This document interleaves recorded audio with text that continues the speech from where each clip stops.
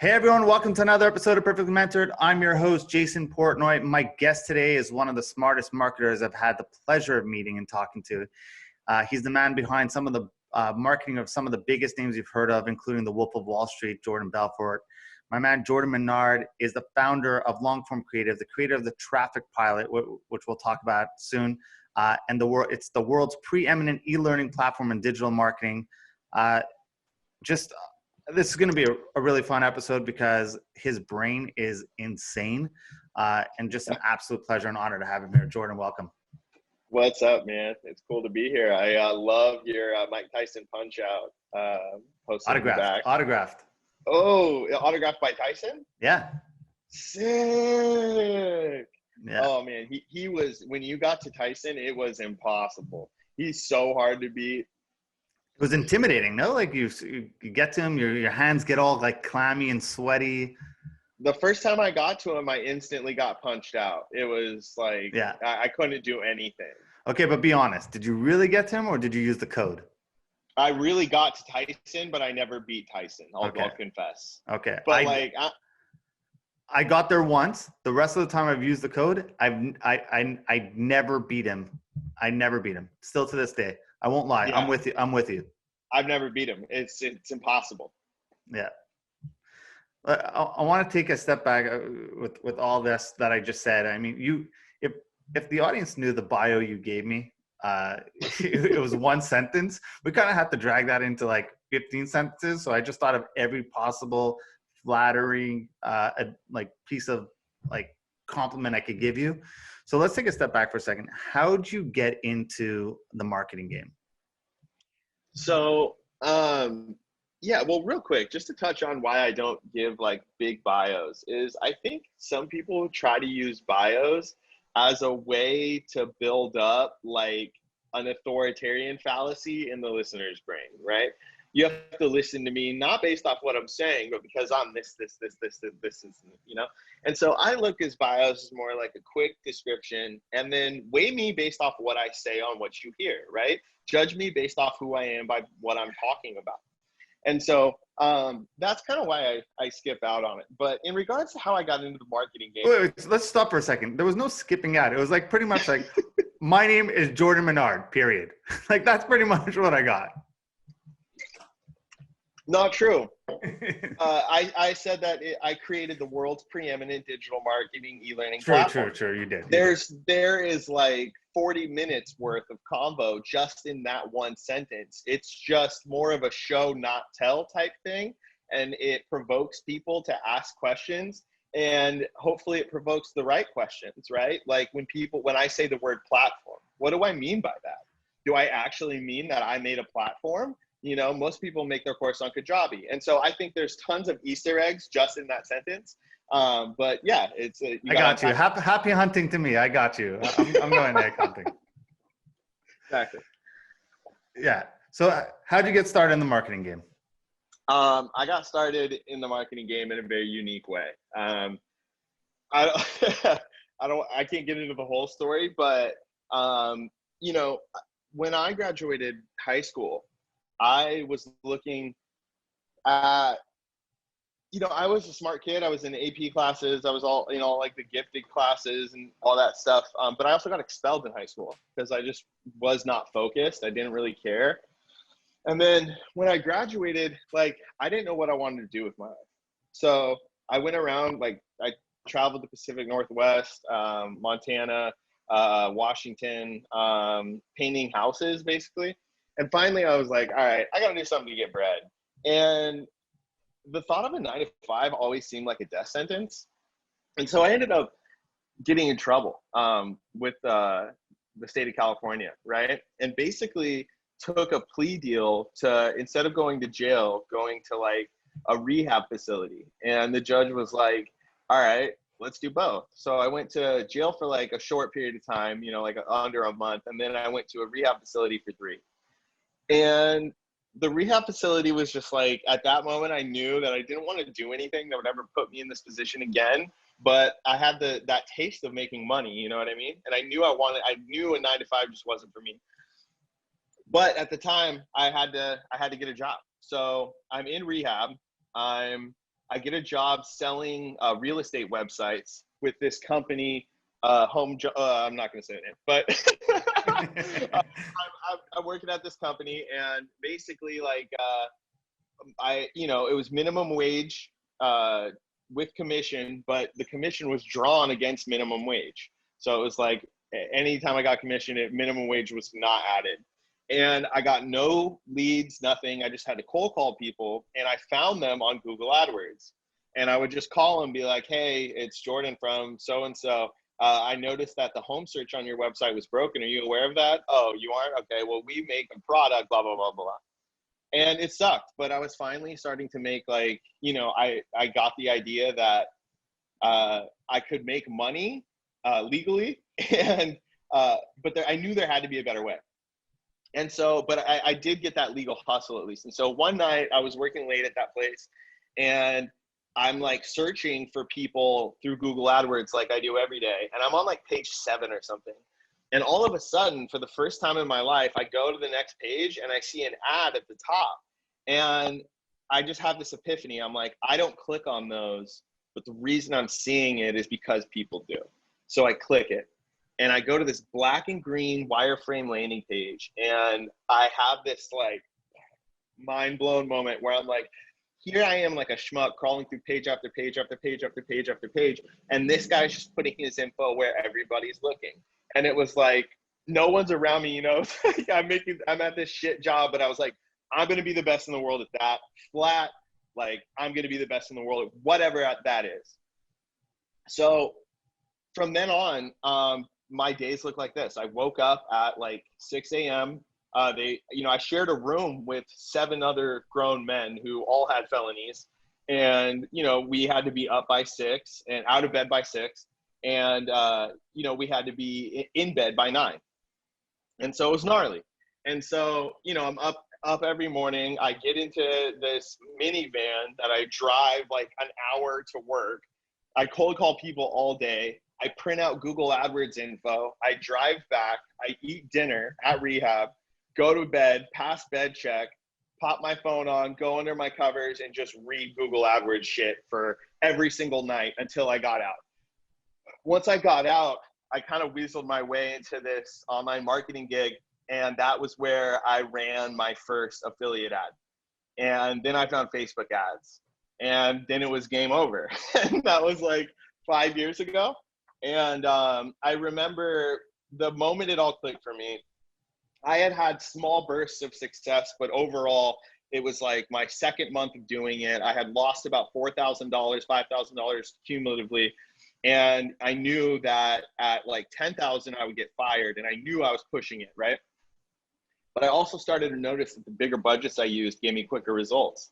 And so I am working late one night, and I published this new campaign. It was like, I'm going to spend $1,000 a day.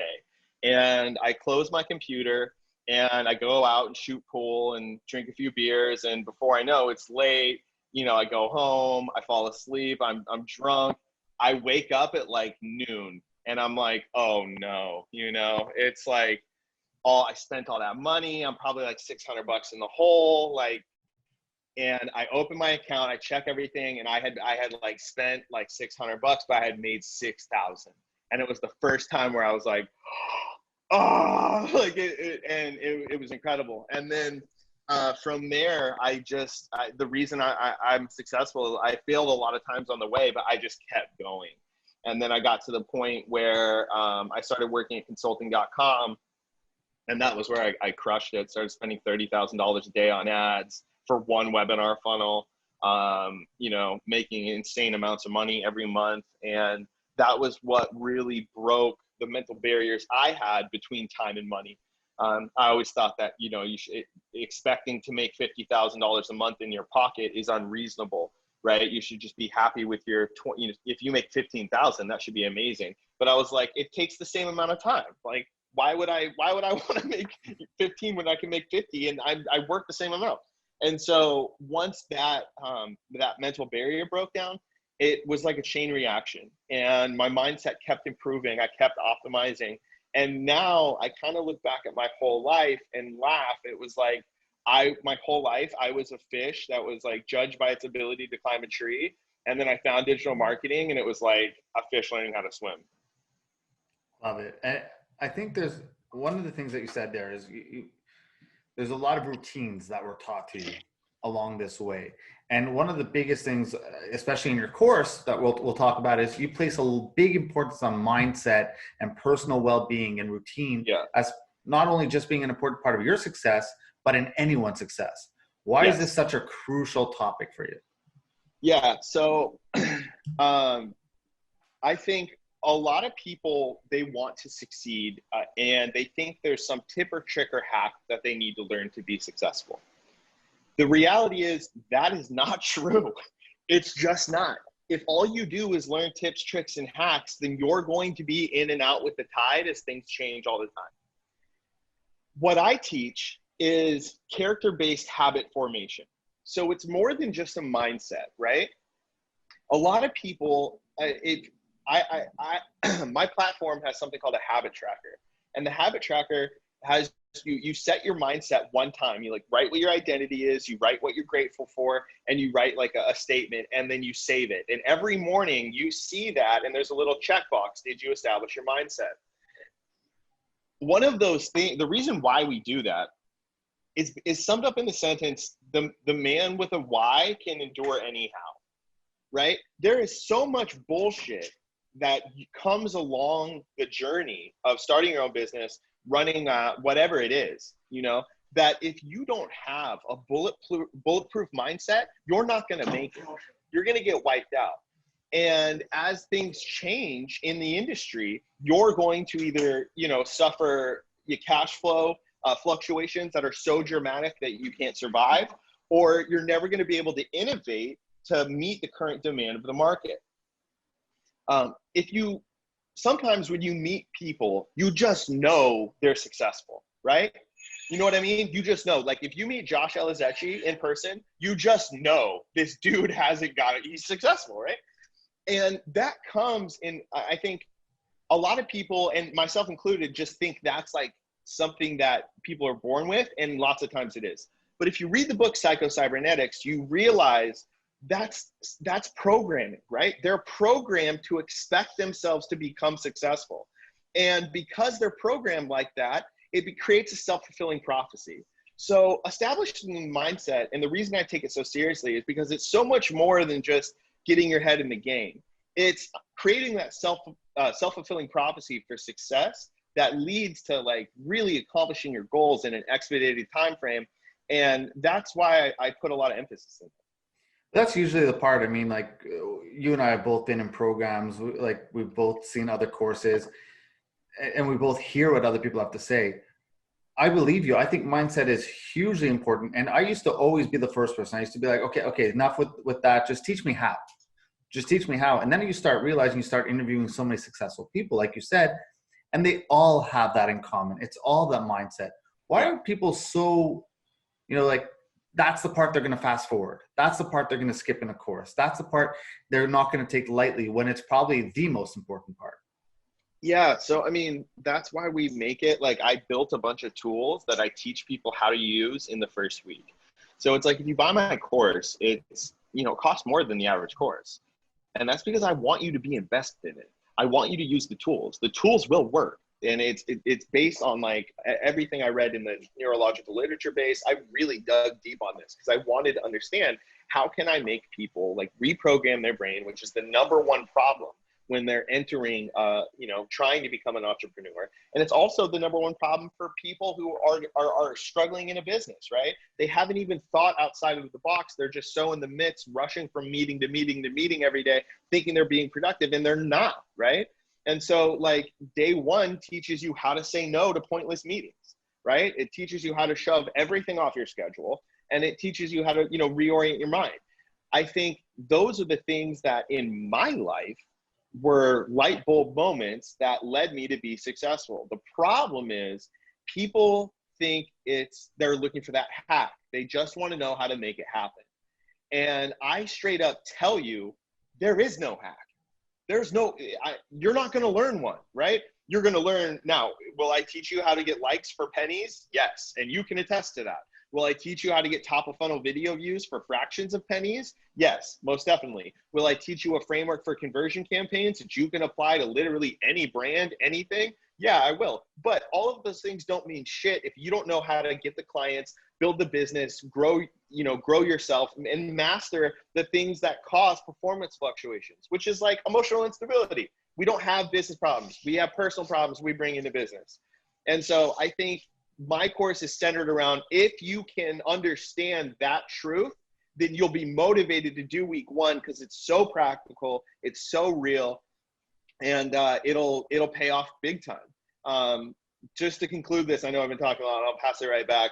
One of the things that we do to like very practically in day three, week one, we teach like a dopamine detox. If you feel phantom vibrations of your phone, you have a lock in your brain that is going to prevent you from being productive flat. All the most valuable activities are low dopamine activities, i.e., I do something for 6 hours of deep work that moves the needle huge, but my brain it's not like it's popping off all the time, right? It's not very fun. It sucks. Lots of times I want to quit. If you find yourself scrolling through Instagram randomly, going through Reddit randomly, that's because your brain is so used to high levels of unearned dopamine, you can't focus on the long-term things. Your brain just can't do it. It goes through dopamine detox, and you will not be able to be productive.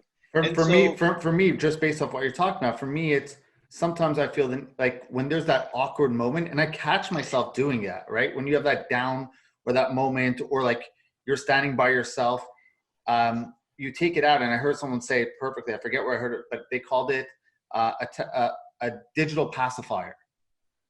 That's what it is. You grab your phone and you start and you start looking through it. And when I heard that, I'm like, that's so me. That whenever there's a small moment, I can't just be. I got to take out my phone and I got to start looking for anything, because it's that. Am I wanting to look busy? And then I realized everyone's like that. We're all like that. Everyone's like that. Yeah. And so like today, I didn't even bring my phone into work. I put it on airplane, left it at home. And it's crazy. Once you start doing that, phantom vibrations go away. But what I've noticed is if you get your mindset right in the beginning, if you like really understand the priorities of the day and you nail everything down, and then you go and, proceed to attack that day, the lack of being tethered to something that's constantly grabbing your attention allows you to enter flow state, stay there for long periods of time. And then your brain rewires itself if you do that on a long enough timeline. I was so bad, I had to go 90 days, no phone. Straight up, no phone. And people were like pissed. They're like, dude, how am I supposed to get in contact with you? I'm like, well, the fact that you figured out a way shows that the people that care enough are going to find you. The reality is, unless it's like for Uber or something, you don't need a phone. You actually don't need a phone. But we're so ingrained to think that we have to answer every email, respond to everything, even though most of those things will work themselves out. And all the actual problems will be, the cream rises to the top. But if you don't have this mindset, you're always going to be frantically moving to the next thing. Your projects are always going to be like, well, I'm going to do this, and I have this in the queue, and it's always going to be in the queue. Whereas if you reorganize your mind, you restructure it to really love solving deep problems, you're going to crave that and not your phone. Did you see the Netflix documentary, The Social Dilemma? I did. Watched it last night. What'd you think? I mean, I thought it was good. You want to leave it at that? Yeah. I don't want to talk shit on it, but I was expecting it to be like, whoa, mind blowing, and I did not find that. And I found like the B-roll scenes or whatever, like how they have like actors pretending to be the algorithm. Like, yeah. I get why they're doing it, but it seemed ridiculous to me. But do you think you thought that way because, so I watched it with my wife, and she was blown away by it. And I was like you, I was like, yeah. Right. Okay, I hear it. And she's like, well, I think because you see it day in, day out, that you're more aware of it. Yeah, and I think the that whole documentary like is built on a premise that I don't think is fully explained to the viewer, which is, how do you want it? Do you want the internet to be free and advertisers are gonna use it to make you buy things, or do you want to pay for the services outright? What do you want, right? Because it really is binary. And I think once you understand that, you start to realize, okay, social media, I need to be really careful about what I post and what I put out there, but I should use it, I should tailor it to what I want. If ads are an inevitable thing, I should click on the ones that are good, so my platform is customized to what I want to see. But I don't think people think in such realistic terms. I think it's easy to be scared by these things. And I thought that happened at the Cambridge Analytica thing, but apparently this documentary is the one that's doing it. But I just think there needs to be a more real world approach to it, because that's how we could get to a solution. Well, it's like Gary Vaynerchuk said, right? He said, Facebook didn't make you a racist. You were already a racist. Yeah.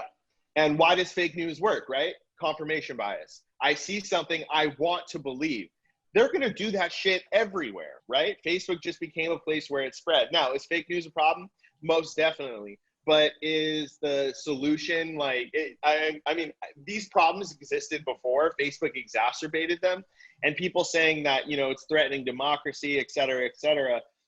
I understand those arguments, but at the end of the day, it's based off, you know, how people are voting. And that has always been based off whatever news sources they were getting it from. Are you telling me back in the day the town's newspaper was not biased? Like, yeah. Yeah, right. You know, everyone's been biased. And so, you know, this being the age of disinformation, you know, post the information age, I think there's a lot of truth in that. But I also think that well, there's a rush to be first, right? There's a rush to post first without checking, because everything's so instantaneous that you don't even have the ability to fact check anymore. It's now just push out content or push out fast as possible. So you're the one breaking the news regardless.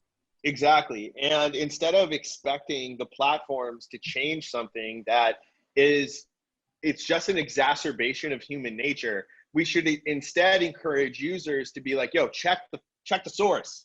Look at multiple perspectives. Don't listen to CNN and don't listen to Fox News. Watch them both and see what's true.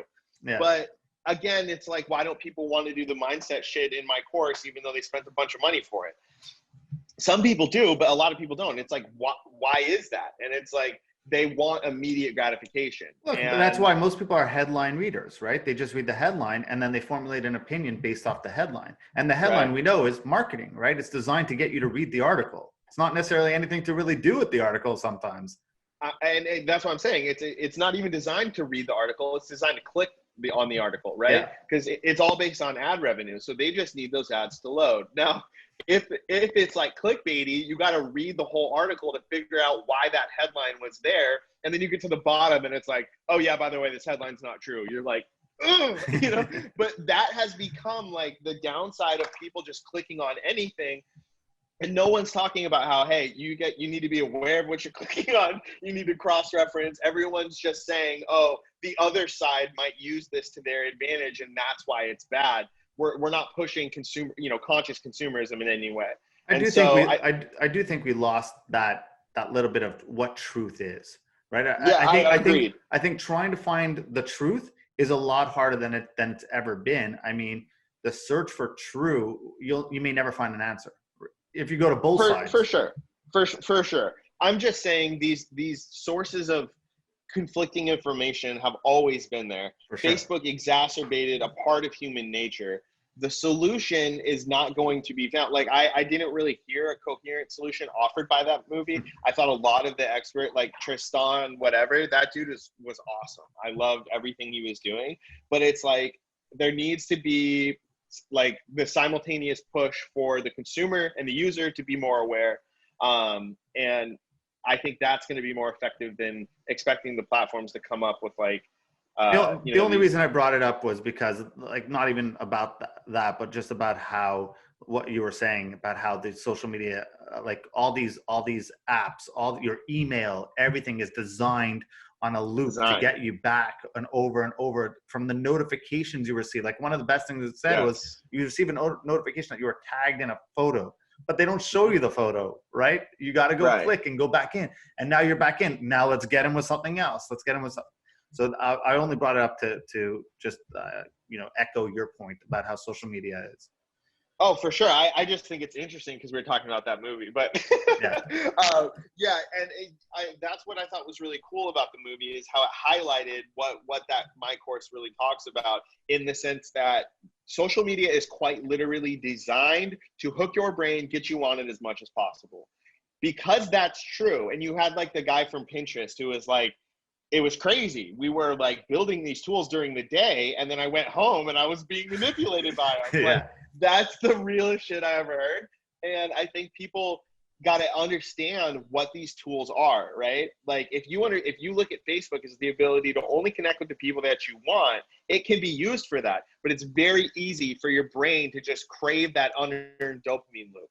In my opinion, the only way to truly like get your brain out of this really, really toxic habit, which is really what it is, it's just like, smoking cigarettes or anything, is to completely do a dopamine detox. You have to reset your brain. And it talks about this in Cal Newport's Digital Minimalism, but basically identify essential technologies. Like, if you need Uber, go ahead and use that. But anything that's non-essential, delete it off your phone for 30 days, right? And only use your phone for essential things. Otherwise, it's on airplane mode, out. And the goal is to, get the habit of using your phone and checking those apps all the time, get it out. And so just delete the apps. Go 30 days, they're off your phone. After 30 days, you can identify, okay, which technologies are beneficial and which ones should I make it really hard for me to access. You bury the hard ones to access some whatever folder, right? And then just watch your screen time. If you're on it too much, just delete the app, right? And rinse and repeat. And I think that awareness will allow people to use social media for a benefit and not be enslaved by it. Let's dive back into this. It was a good. I mean, everything you said is important, and it goes back to mindset. It was just a fun conversation to have with you along the side. But one of the things you and I see eye to eye in right from the bat is the importance of being a full stack marketer. And I believe Ryan Dice calls it the new T-shaped, right? You have to know a lot about a lot. You have to know, you have a wide range of knowledge, but you go deep on only just a few of those things. Yes, yes. I'm like that too. I hate looking for the latest hack or trick. I like stability as much as you can get in these platforms. Why is being a full stack marketer so important to you? Because it works. It works better than anything out there. And what I mean is, I have, when you're in an agency like I'm in, we're boutique, right? I only serve a really high end of the market, and it's people with super, super scalable offers, right? I want to be spending 20, 30 a day on an offer. So when you are there, you end up competing with agencies who you always thought were like legendary. This happened to me with a client. I ended up competing with this agency that's actually overseas, and I had heard like rumors about them, right? And so I was kind of intimidated. And so with this client, offers are kind of a zero-sum game, right? And a lot of the offers got whacked because they weren't profitable. So it came down, they started firing agencies left and right. And it basically came down on this wing to, we're only going to keep one. One person gets the offer. Sure enough, we got it. I was shocked, right? Because I was like, dude, like, I know their payroll's like triple mine. How did they lose? And so I get access to their ad account, right? And they have like literally like 200 campaigns running. It's day parting. And I'm looking at some of their stuff and I'm like, I know that the pixel has at least a 2 or 3 hour delay before all your data comes back. If you're only spending for 5 hours a day, you're going to spend like 20 grand and have no data, like nothing, right? So it's just so real to me. And I'm looking at what I was doing in another account, and we had $30,000 on a day on 12 campaigns, right? Over 2 ad accounts. And so it's like, how was I able to do so much more with so much less? Well, you look at anybody that has a great product, their marketing is pretty basic. And people think, oh, they think that's a bad thing, but it means that you're contextualizing marketing. You're using marketing as it's intended to be used, not in substitute of having a great product. What I teach you how to do is be so in tune with the networks and the platforms that you ad buy how they want you to, so you're always going to win in the auction. One of my clients, super, super smart dude, Cole Gordon. Anybody that's looking for good sales training, check out Cole Gordon. He has like phenomenal, some of the best stuff in the game. And so Cole took my course and he hit me up and he's like, dude, I love how simple everything you set up is. It's like, it's so easy to manage. And I was like, bro, I didn't set it up so it's easy to manage. Like, I set it up because it works, right? It's like I'm listening to what the platform's doing and I'm optimizing everything. That comes from being a full stack marketer, knowing exactly how everything works. We had another client, their biggest issue was site speed, right? All of those things are identified from being a full stack marketer. So being a full stack marketer allows you to take on anything, do any type of agency you want, be an affiliate. And I don't think there's any other job in the modern economy that allows that much flexibility with scalable income. And so for that reason, I made my course to teach people how to do what I do. And that's grow any offer, brand, anything you want to do. I can teach you how to make money blowing it up, right? And the proof is in the pudding. You'll know when you run my campaigns if it works or not. Because I teach you, it's like, click this, you know what I mean? So it's like, when I'm teaching that level combined with the full stack mentality, I think that's kind of where my e-learning platform is apart from anything else that's in the market. So if someone's listening, what skills do they need to master in order to become a full stack marketer, in your opinion? Yeah. So step one, you need to be a great marketer, right? You need to understand what motivates people to purchase things, right? A lot of people will run ads into the ground, not realizing their offer sucks, right? Or maybe even their product's good, but the way they're offering their product sucks. You need to be a great marketer. Everything is built on that foundation. From that, you need to learn how to copyright. Now, a lot of people think, oh, I'm not a good writer. Cool. I can teach you how to copyright, right? How to be a good copywriter. And it follows a framework. It follows, based off what I know to be true because I've tested millions of dollars and spend behind it. So you have to know how to write copy. You also have to know how to be technically proficient on the platforms. Now, this is something that comes through years of experience. And a lot of people, it's really hard for them, right? And what my course does is teaches you how to use the BM in a nice, manageable way. Simplify the campaign structure to just what works and what runs well. And it allows you to manage a lot. You can build a very big agency just off the stuff that I talk about.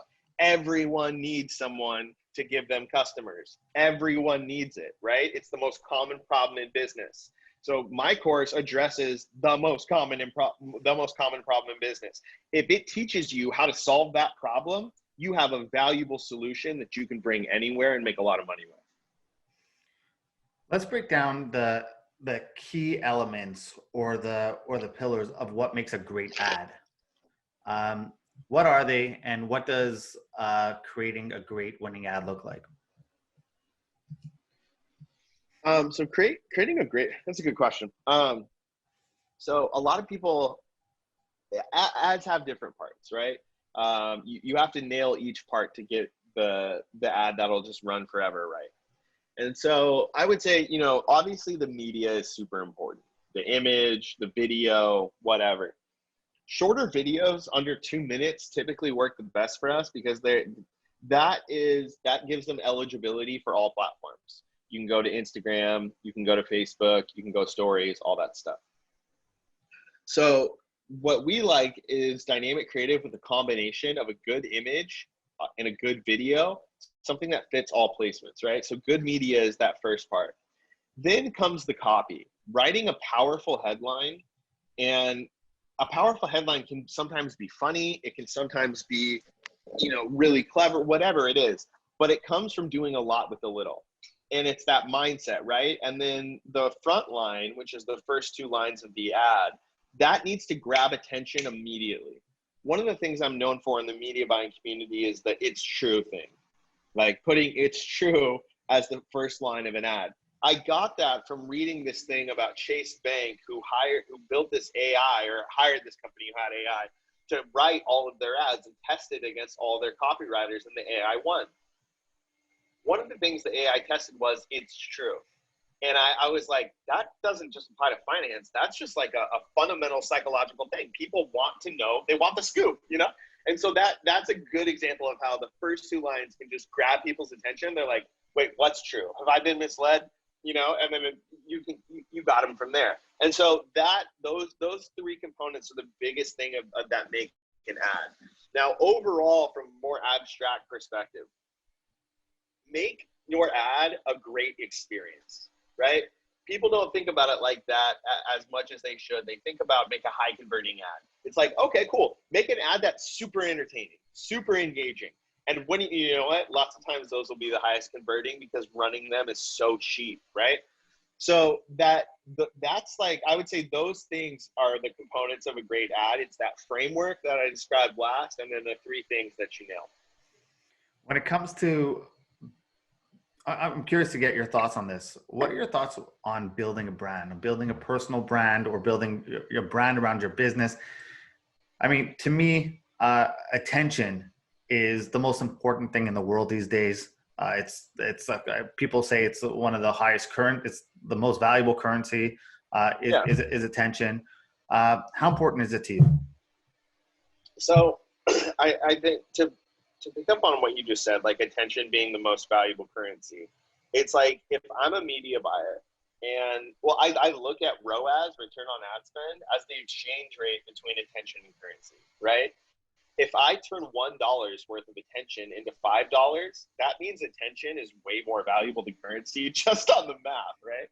Now, the media buyer has the ability to affect that exchange rate. And that's what's so fascinating about my work, and that's why I teach people how to do what I do. But I think building a personal brand comes from it's super important, right? In my course, I teach what's called macro branding. Macro branding is understanding the effect that the page identity, the website, everything has on how people interact with us online.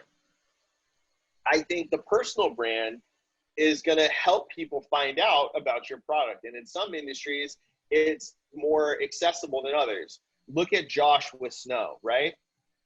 It was because of his personal brand that people wrote articles that like, this dude's like the Steve Jobs of teeth whitening or whatever, right?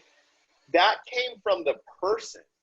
And people were interested in the person, and that helped the brand grow at large. There's no distinction between Josh and Snow, right? People talk about personal brands and brands as being different. It's not true. There's a macro brand at large, and both of these things operate beneath that macro brand. And that's, Snow. But Josh is so inherently tied to it that everything he does is an action to grow the brand. And so I think people need to look at branding like that. The biggest thing that you can do is solve problems, provide value. People like you if you solve problems, provide value. Those problems can be big or small. A lot of people have the problem of boredom. If you provide them with an interesting podcast, they're going to like you. It's the dynamic in which not only the economy of like actual dollars and cents functions, but it's also how the attention economy functions, right? It's all based on value and solving problems. And so when you understand that your brand, Josh's personal brand was influenced by Snow, the tech of Snow and that whole product image, but his personal brand influenced Snow because he's the story, the kid that came from nothing. And so they work together. And when you know how to work them, that's when you get the type of PR that you see with some of the big hitters. And so I think a personal brand is more involved with the overall brand than people realize. Why are so many people still sleeping on, let's say, Facebook ads, for example, or believe like, hey, it should cost $3,000 to run this to the entire world.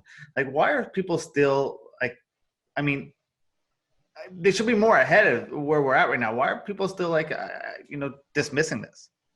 Well, I feel like you could ask this question with a lot of things, and it's like, it's just like what is out there in the cultural conscience. I think everyone, or the zeitgeist, if you want to say that, I think everyone is aware of what ads are, but people don't know how easy they are to make your business grow like fire, right? People instantly assume when they hear ads, they only think about the ads that have annoyed them, right? So they assume that ads are bad. Because of that, they don't want to go into it. They're just naturally, and that's why you have people that don't understand how these platforms can be used. It's the same reason why this documentary is shocking to people. It's like, for me, it's like, how is this being found out right now? But it's like, people just don't want to look under the hood. They keep using it and they think it's fun, and they only remember those single one-off experiences. They don't understand how these things work at a macro level. I think that you could say the same thing for businesses in any age, right? Back in the day, why would you not buy newspaper? Like, why would you not put your ad in a newspaper, like with a phone number? That's direct response. Like, why would you not do that? But tons of businesses didn't. And that kept the price really effective for the ones that knew how to master it. And so these things will always be this way. The more people that figure out Facebook ads, it just makes people, the way that will happen is by the machine learning and AI getting better, right?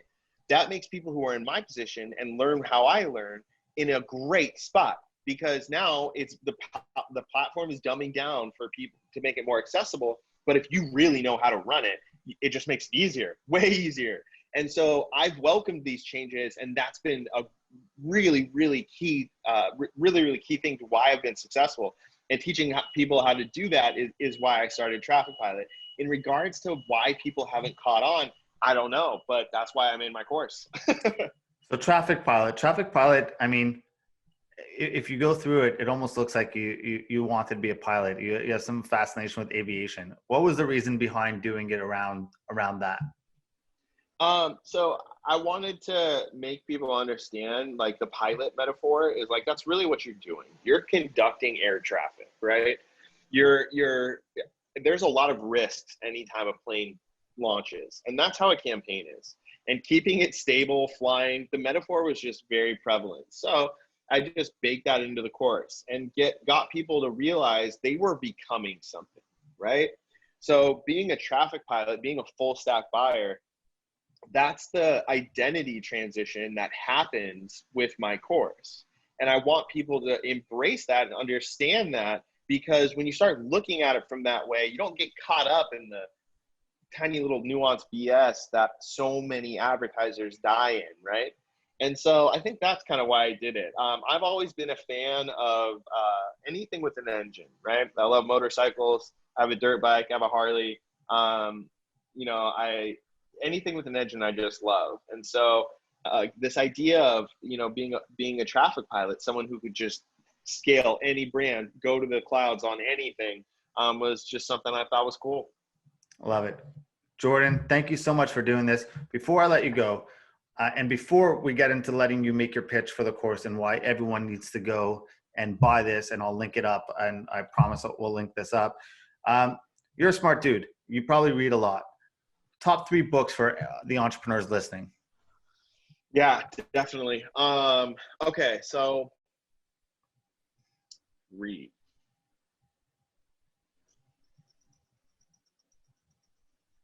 Okay, so I think Good to Great is a great foundational book, and I think it's so data-driven. I love it. Psycho-Cybernetics is phenomenal for learning how your brain functions and learning how much control you have over like what it wants. And also understanding how little control you have. And then I would probably say Essentialism by Greg McKeown. That book teaches people how to say no to the BS that prevents people from being successful, because they can't get anything done because they're running from task to task mindlessly. And so I could go on. I have like 50 other books, but I think those three are what I would just recommend at large. And then Scientific Advertising by Eugene Schwartz, you know, it's just such a classic. Talk to us about Traffic Pilot. Yeah, man. So, I mean, we've talked a lot about it, but I think how can they find it? How can they go in? Yeah, who's it for? Yes, most definitely. So Traffic Pilot is for anyone that wants to understand how to become a full stack digital marketer. So if you have bought courses before and you found that it was like a one-trick pony, right? It taught you how to do one specific thing. I teach you how to be the best at the most valuable skill in the new economy, which is exchanging attention for currency. And I teach you how to do it for any offer. If you master the three things I talked about, and we use creative tools, everything, I show you how to do everything, then you're going to be successful, enough to the point that we offer a 66-day money-back guarantee. Now, you have to actually use the products to get the guarantee. And if you use them, it doesn't work, you don't like it, no questions asked, here's your money back. But I wanted to build something that was truly different from all the courses that are in the market. Because of that, I developed my own platform. It's not on Kajabi. I developed my own platform with my CTO who works in-house with me. All of the things that we were talking about earlier, orienting your brain for success, setting your mindset, reading even, you know, all of those things, I built tools to hold you accountable to your own goals. It's all based on a 66-day intentional character-based habit formation program. And we built tools to ensure that works.